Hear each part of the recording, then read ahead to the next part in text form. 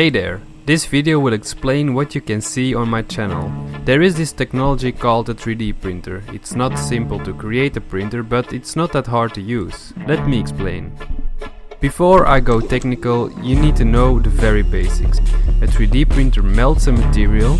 When this material is fluid, it is pushed out of a small nozzle. When the fluid reaches the ground, it will harden again. If you add movement, it will create lines. When there is movement in all three-dimensional directions, it can make objects.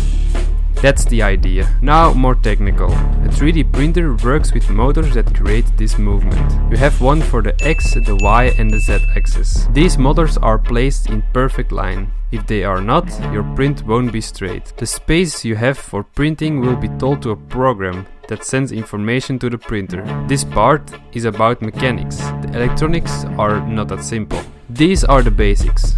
The part that you draw on a computer is converted into G-codes. This code will explain the drawing in, say, computer language. On the printer is a small computer mounted.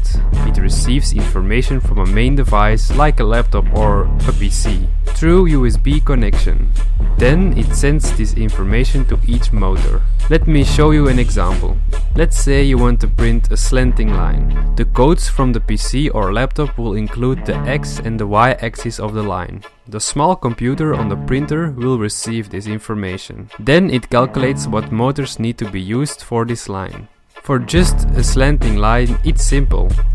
He will power the X and Y motor at the same time, while he melts the plastic. The motor on top of the nozzle will start at the beginning of the line and stop at the end. Have in mind that this is a simple example and that the progress will happen very fast. The small computer I use is called Arduino, but there are many variants on the market. So now you know the basics about 3D printers, you can follow me through my projects that I'm working on with my 3D printer. This is the content you can expect on this channel. Make sure you subscribe if interested in 3D printing.